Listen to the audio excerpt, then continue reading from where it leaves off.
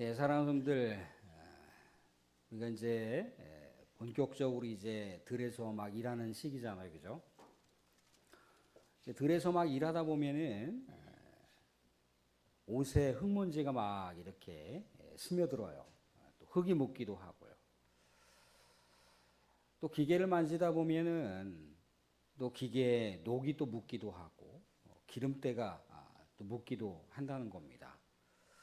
그런데 어떤 특별한 행사가 있는 날, 오늘같이 예배가 있는 날 교회를 올 때는 어떻게 오시나요? 그렇게 흙먼지가 스며들어 있는 옷, 흙이 여기저기 군데군데 묻어 있는 옷, 또 기름때나 녹이 묻어 있는 옷을 그대로 입고 오시지는 않는다는 거죠.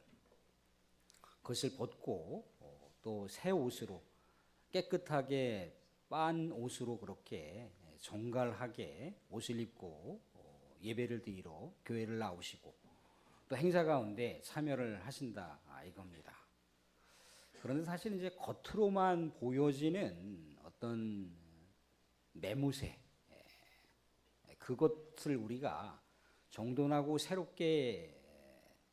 새로운 옷으로 갈아입는 것도 중요한데 우리의 내면 세계, 우리의 마음도 이렇게 새롭게 정돈하면서 예배에 참여하는 것도 굉장히 중요하다라고 하는 것을 오늘 말씀을 통해서 생각해 볼 수가 있다는 거예요. 내가 이전에 그리스도를 믿기 전에 아니면 그리스도를 알았지만 그리스도의 전인격적인 첫사랑함을 경험하기 전에 옛 습성, 옛 사람의 모습이 있다는 거예요. 그죠? 시기와 또 질투와 또 교만과 또 용서하지 못하는 마음과 또 불평과 원망하는 이 모습, 이게 이제 옛사람의 모습일 수가 있다는 겁니다. 그런데 우리를 이제 양팔 벌리시고 그 사랑의 가슴으로 품어 주시려고 한 그 하나님의 놀라운 사랑, 예수 그리스도의 놀라운 은혜를 우리가 예배 가운데 참여하면서 누리고 경험하려고 하는데 우리가 옛사람의 모습을 벗어야 되는 거죠. 은혜 받기 전의 모습을 우리가 벗어야 되는 거예요. 그럼 어떻게 할 수 있습니까? 우리는 또 새 사람으로 와야 되는 거죠. 그죠? 사랑이 넘치는 옷을 입어야 되는 거고요. 또 용서하는 옷을 입어야 되는 것이고, 또 영혼들을 품는 그런 옷을 입어야 되는 것이고, 또 교만한 옷이 아니라 겸손의 옷을 입어야 되는 것이고, 원망과 불평의 옷이 아니라 감사의 옷을, 은혜를 고백할 수 있는 옷을 우리가 입어야 되는 거죠. 그렇게 한 상태에서 우리가 우리 하나님께 나올 수가 있고 우리 하나님께 예배 드릴 수 있는 예배자가 될 수가 있다는 겁니다. 우리는 본디 죄된 세상에서 죄 많은 영혼으로의 삶을 살아갈 수밖에 없는 그런 운명처럼 드리워져 있는 그런 멸망의 길을 향해서 갈 수밖에 없는 영혼이잖아요. 그런데 예수님께서 십자가에 못 박혀 죽으심으로 인해서 우리의 모든 죄를 다 못 박았다는 거예요. 우리의 옛사람을 십자가에 모두 못을 박았다는 겁니다. 예수님께서 부활하셔서 우리에게 영생의 새 사람으로서의 삶을 주셨다는 거예요. 그런데 우리는 새 사람으로서의 삶을 살지 못하고 자꾸 옛사람의 모습으로의 삶을 자꾸 돌아가려고 한다는 겁니다. 새 사람으로 우리 하나님의 은혜를 입은 사람으로 계속해서 성화의 삶을 빚어가야 되는데 성화의 삶을 빚어가는 것이 아니라 자꾸 옛 시절 죄된 삶으로 돌아가려고 하는 경향성이 우리에게 있다는 거예요. 이런 어떤 경향성을 우리는 출애굽 백성들의 삶의 상황들을 통해서 견주어 볼 수가 있습니다. 우리 하나님께서 이스라엘 백성들에게 참된 자유를 주시려고 이스라엘 백성들에게 꿈과 비전을 주셨잖아요. 그죠? 가나안 땅으로 갈 수 있는 길을 열어주셨어요. 근데 가나안 땅으로 가는 길이 녹록지 않다 이겁니다. 때로는 여러 가지 고난이 있을 수 있어요. 먹을 것이 부족할 수가 있고 또 여러 가지 자연세계 가운데 위험을 받을 수가 있다는 거예요. 그런데 분명한 것은 하나님께서 이스라엘 백성들에게 자유함을 주셨음으로 인해서 비전을 주셨음으로 인해서 약속의 말씀을 주셨음으로 인해서 하나님만 따라가면 되는 거예요. 하나님의 인도함을 받으면 되는 거거든요. 그런데 하나님의 인도함을 받다가 하나님을 망각해 버립니다. 옛 시절이 좋았다는 거죠. 출애굽했던 백성이 출애굽으로서 가나안을 향해 미래를 향해서 가야 되는데 다시 환애굽인 거예요. 다시 애굽으로 돌아가자는 거예요. 이것은 하나님을 능멸하는 죄입니다. 다시 애굽으로 돌아가자는 거예요. 애굽에 있을 때 그렇게 얽매였던 억압과 노예의 삶이 더 그립다는 거예요. 그때 그 시절의 삶은 이렇게 광야 노정의 삶을 살아가면서 고통과 아픔과 먹을 것이 없어서 마실 물이 없어서 이렇게 고난받지는 않는다는 거예요. 그냥 현재의 삶을 이 고통받는 삶이 지겨워서 옛날의 삶으로 돌아가자고 하는 삶, 그것이 바로 옛사람으로 돌아가려고 하는, 옛사람으로 회개하려고 하는 우리의 죄된 옛 습성이 그대로 남아 있다는 거죠. 사랑하는 우리는 예수의 보혈로 새로운 사람이 되었어요. 새로운 피조물이 되었다는 거예요. 죄로 얼룩져져 있는 죽음을 향해서 가는 인생이 아니고 정말 죄사함 받은 영생의 삶을 향해서 가는 존재라 이겁니다. 그런데 우리는 여전히 옛사람에 익숙해서 옛사람으로 자꾸 돌아가려고 한다 이거예요. 이럴 때 과연 어떻게 해야 될 것인가? 옛사람의 습관을 우리가 벗어버리고 새 사람으로 어떻게 살아갈 수가 있을까? 오늘 우리가 에베소서 4장 말씀을 통해서 한번 같이 나눠보고자 합니다. 자, 오늘 말씀 가운데 17절에 이렇게 나와 있습니다. 그러므로 내가 이것을 말하며 주 안에서 증언하노니 이제부터는 너희는 이방인이 그 마음에 허망한 곳으로 행함같이 행하지 말라 그렇게 얘기하고 있어요. 그러니까 이방인의 허망한 어떤 삶, 그런 어떤 행동을 따르지 말고 하나님 앞에서 보여주는 삶을 살라고 얘기하고 있더라는 거죠. 자, 이방인이라고 하는 삶을 여기다가 우리는 무엇에 빗댄 거냐면 옛사람의 모습에 비유한 겁니다. 그리스도의 풍성한 은혜를 깨닫기 전에 옛 습성대로 살아갔던 삶, 그것이 옛사람의 모습이라는 거예요. 옛사람의 모습은 어떻습니까? 이방인의 모습은 어떤가요? 하나님이 없는 삶을 사는 거죠. 하나님이 없는 삶을 산다라고 하는 것은요, 목적이 없어요. 목표가 없습니다. 방향이 일관되지가 않아요.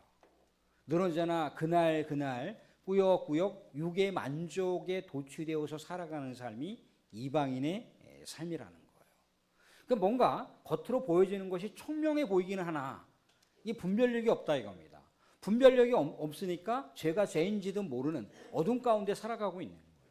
오늘 말씀 가운데도 보면 하나님의 생명이 없는 삶과도 같다라고 얘기를 하잖아요. 그죠? 하나님의 영생의 삶이 없으니까 하나님의 영혼의 삶이 없다 보니까 육의 지배를 당하는 삶을 사는 거예요. 방탕함이라고 하는 것이 육을 지배하는 삶을 그렇게 쾌락 가운데 몰두하면서 살아가는 거죠. 하나님의 영광이 없으니까 하나님을 바라보는 영혼의 삶이 없다 보니까 그냥 눈에 보여져 있는 삶이 전부인 것으로 알고 그렇게 꾸역꾸역 살아가더라는 거예요. 이게 하나님 없이 살아가는 허망한 인생이라는 겁니다. 이 인생을 우리들에게 냉혹한 어떤 현실 세계에서 깨닫게 해준 한 사람이 있죠. 그죠? 솔로몬의 우리가 전도서를 통해서 알 수 있잖아요. 그죠? 솔로몬이 어렸을 때 왕이 되었을 때는 어떻습니까? 얼마나 그가 이 거대한 이 나라를 다스리는 통치자로서의 그 위치에 있었을 때 얼마나 두렵고 떨렸겠습니까? 자기는 전쟁의 경험도 없고 자기는 이 수많은 어떤 신하들을 통솔할 만한 지혜도 없다 이거예요. 하나님만 의지했다는 겁니다. 하나님을 경외함을 통해서 하나님으로부터 지혜를 얻었잖아요. 그죠? 하나님께서 여러 가지 삶의 처세를 알려주셨습니다. 위기를 어떻게 해야 되는 것이고 국방을 어떻게 해야 되는 것이고 나라를 어떻게 통치자로서 다스려야 되는지 늘 언제나 하나님 말씀을 떠나지 말 것에 대해서 솔로몬에게 또 말하고 또 말하고 또 말했다는 거예요. 근데 솔로몬이 태평성대를 누르기 시작했습니다. 부귀영화를 누르기 시작했다는 거예요. 태평성대와 부귀영화는요, 수많은 이방인들이 부러워하는 그런 위치였잖아요. 그죠? 수많은 이방인들이 정말 솔로몬처럼 되었으면 좋겠다. 솔로몬이 다스리는 이스라엘처럼 되었으면 좋겠다.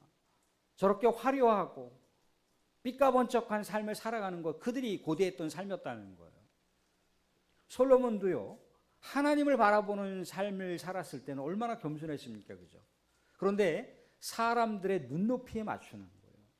이방인들이 자기를 추앙하는 모습에 자신이 도취되어 살아간단 말이죠. 그죠? 그러니까 뭔가 국방을 튼튼히 하고 수많은 외교적인 관계를 맺어서 정략결혼을 맺는 거예요. 정략결혼을 한다라고 하는 건 뭘 얘기하는지 아십니까? 다른 나라의 왕의 공주와 결혼하는 거예요. 정략결혼하는 거예요. 근데 정략결혼이라고 하는 것이 그것으로 끝나지 않는다는 거죠. 다른 민족, 다른 나라의 그 신들의 세계 가운데 몰입한다는 걸 얘기하고 있어요. 그러니까 솔로몬이 얼마나 많은 우상을 섬겼는지 느헤미야가 탄식하는 장면을 볼 수가 있습니다. 아무튼 그가 부귀영화를 누리고 태평성대를 누렸지만 그의 인생론의 마지막 모습은 뭡니까? 하나님 없이 살아다 보니까, 하나님의 말씀을 붙들고 살지 않다 보니까, 하나님을 의식하지 않는 삶을 살다 보니까 모든 것이 허무했다라고 얘기를 하더라는 거예요. 하나님 없는 삶을 허무한 거예요. 하나님의 생명이 그 안에 없습니다. 암흑과 같은 삶이라는 거예요. 사랑하는 이것이 허무한 인생의 모습인데 이것이 옛사람의 모습이라는 거예요. 그러니까 옛사람의 모습을 벗어야 되는 거죠. 그것을 벗어나야 되는 거죠.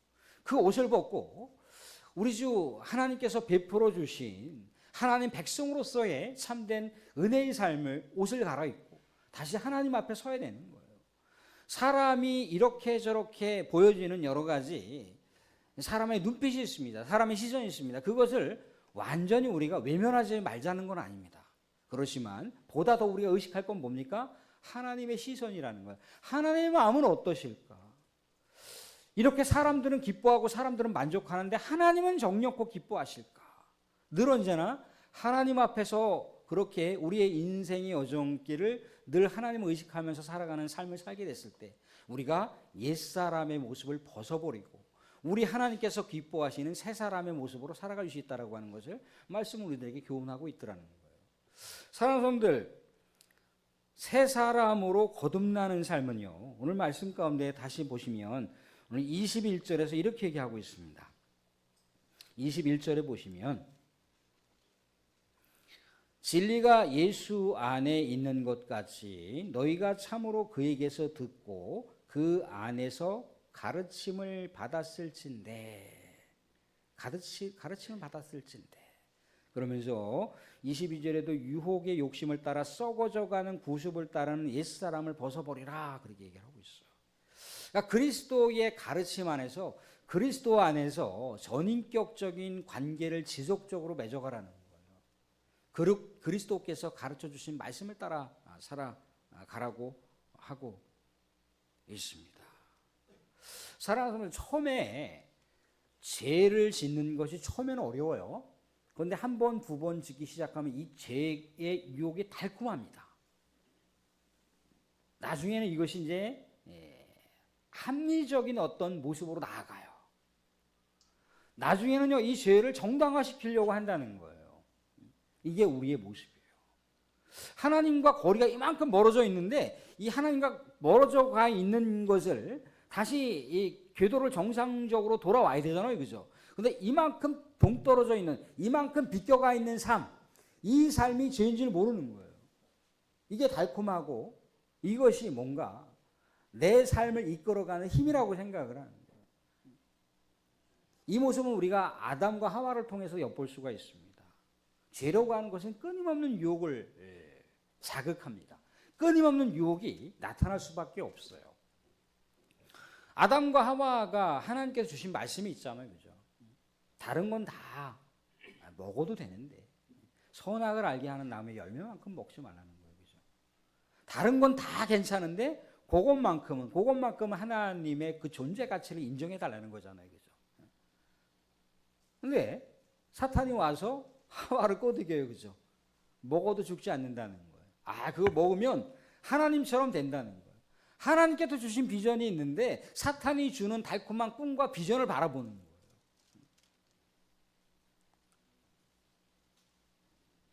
보암직도 하고 먹음직스럽기도 하고 탐스럽기도 하고 딱 그 열매를 먹는 순간 어떤 생각이 들었겠습니까? 야! 나도 하나님이 될 수가 있어. 나도 하나님처럼 되는 거야. 하나님의 능력을 내가 갖는 거야.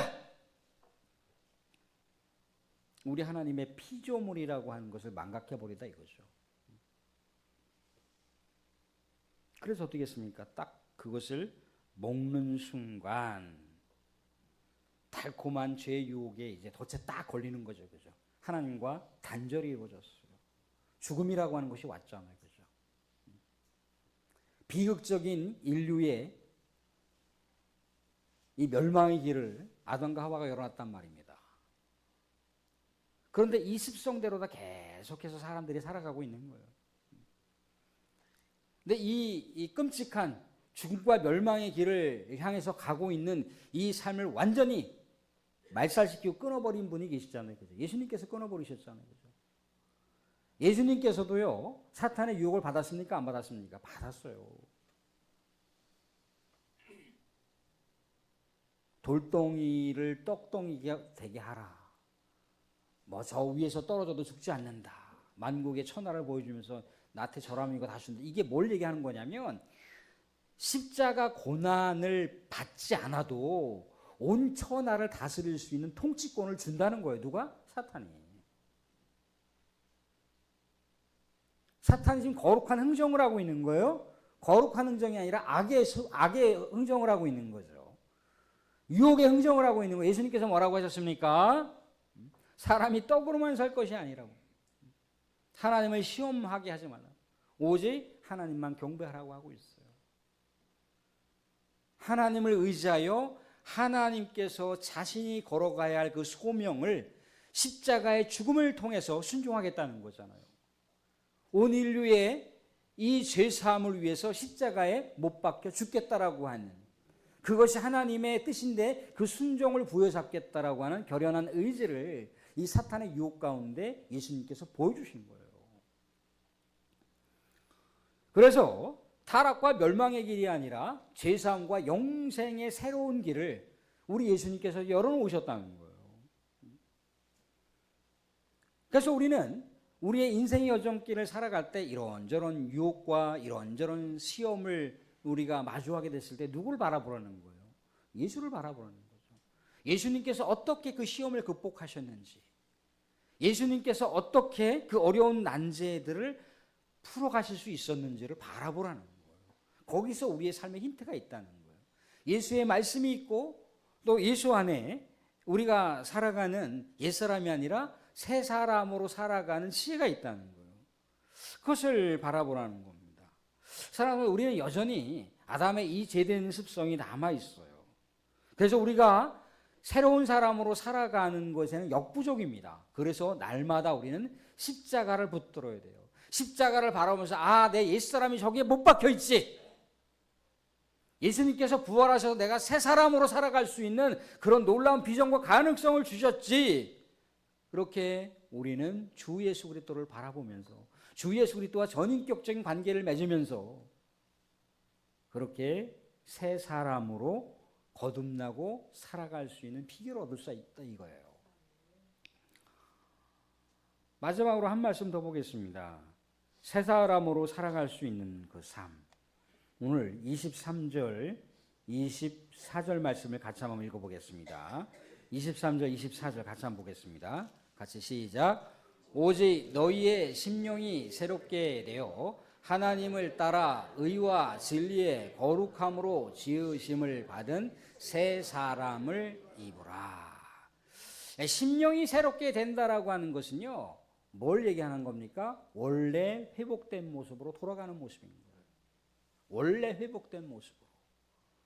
아담 이전에 회복된 모습으로. 사람들 이 땅 가운데 예수님께서 하나님의 나라를 부여하신다라고 하는 것, 이 천국을 부여하신다라고 하는, 원래 우리에게 주신 것이 천국이었잖아요, 그죠? 근데 천국이 타락으로 인해서 천국이 뭐가 됐습니까? 멸망이 되어버렸어요. 타락이 되어버렸단 말이죠, 그죠? 근데 예수님께서 그 멸망된 그 성을 어떻게 하나님의 천국의 도성으로 만들어 주셨잖아요, 그죠? 다시는 그런 죄가 틈타지 못하도록, 다시는 죽음이 이 세상 가운데 믿음의 백성들에게 마주하지 못하도록 영원한 생명을 주었다는 거예요. 이 땅 가운데 살아서 주를 믿는 자, 살아서 예수 그리스도를 바라보는 자는 영원히 죽지 않는다라고 하는 약속의 말씀을 주셨다는 거예요. 그죠? 그게 하나님의 나라예요. 하나님의 나라. 그런 모습으로 회복된 상태, 원래 상태로 만들어 주신다는 겁니다. 그런데 원래 상태로 만들어 주시는데 이 심령의 변화는 사람의 능력을 통해서 되는 것이 아니고 성령께서 늘 언제나 함께 하심으로 깨닫게 하심을 통해서 알게 되는 거예요. 오늘 말씀 가운데 24절에 뭐라고 나와 있냐면 새 사람을 입으라, 하나님의 형상을 입는 거예요. 하나님께서 아담과 하와를 창조하실 때 누구의 형상을 따라 만드셨다고 했습니까? 하나님의 형상을 따라 만드셨다고 했어요. 그죠? 근데 하나님의 형상이 일그러져 버렸잖아요. 그죠? 하나님의 형상이 파괴되었단 말이죠. 그죠? 그런데 이 하나님의 형상이 파괴된 것을 예수 그리스도의 십자가를 통해 새롭게 만드셨어요. 그죠? 누구든지 그리스도 안에 있으면 새로운 피조물이라, 보라 이전 것은 지나갔으니 새 것이 되었도다라고 얘기하고 있다. 새로운 창조, 우리 하나님의 형상의 새로운 창조가 되었다는 거예요. 그런데 우리가 이것을 늘 언제나 잊고 살아가고 잊고 살아가고 잊고 살아간다는 거예요. 그래서 우리는 어떻게 할 수 있습니까? 성령을 의지하는 거죠. 성령께서 우리의 존재를 깨닫게 해주신다 그래서, 성령께서요 하나님의 깊은 뜻을 헤아리게 하신다 그래서, 성령께서 예수 그리스도께서 이 땅 가운데 주셨던 말씀의 진리를 깨닫게 하신다고 그래서, 뿐더러 이 세상 가운데 어떻게 성령이 우리가 기도할 수 없는 이렇게 일그러지고 저렇게 쪄들어 있는 삶 속에서도 우리를 위해서 어떻게, 우리를 위해서 말할 수 없는 탄식으로 기도하신다고 했다는 거예요.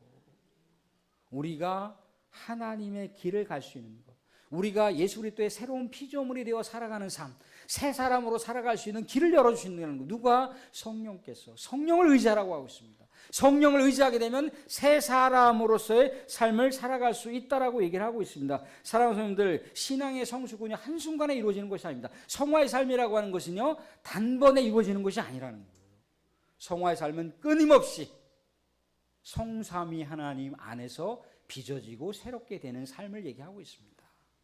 사랑하는 성도님들, 옛사람을 벗어버리고 새 사람으로 살아갈 수 있는 것, 그것은 우리 하나님 앞에서 늘 언제나 하나님을 의식하면서 살아가는 삶이라고 하는 것, 그리스도 안에서 우리가 새로운 피조물이 되었기에 그리스도와 전인격적으로 늘 언제나 말씀 가운데 교제하고 기도 가운데 교제하고 예배 가운데 교제하면서 살아가는 삶을 살아갈 수 있을 때 그렇게 새 사람으로 살아갈 수 있다고 이해하고 있습니다. 성령을 의지하면서 살아가는 삶을 살게 됐을 때 우리는 어찌할 수 없는 삶이지만 성령께서 우리가 어떤 존재라는 겁니까? 하늘의 새로운 존재라는 거예요. 그런 삶을 살게 되었을 때 우리가 예수를 믿는다는 것은, 사랑하는 성도들, 종교인으로서의 삶을 살아가는 게 아닌 거예요. 우리가 썩어져가는 삶이지만 우리 하나님 안에서 거룩하게 새로운 피조물로 덧입혀져 있는 그런 새 사람으로서의 삶을 살아갈 수 있는 놀라운 은혜로운 삶이 우리에게 펼쳐진다는 겁니다. 사랑하는 옛사람에서 새 사람으로 살아가십시다. 주 안에서 새로운 피조물로 당당하게 담대하게, 예수 그리스도께서 뭐라고 말씀하셨습니까? 내가 세상을 이기었느니 담대하라, 그렇게 말씀하시고 있더라는 거예요. 제된 모습으로 옛사람으로 살아가지 마시고 그리스도께서 십자가에서 모든 것을 내어주시기까지 우리들에게 새로운 삶을 살라고 그렇게 못 박혀 죽으시고 부활하셨다는 겁니다. 담대하게 새 사람으로 거룩하게 살아가실 수 있는 놀라운 은혜가 저와 여러분 가운데 있어지기를 주님의 이름으로 축원드립니다. 아멘. 네, 기도하겠습니다.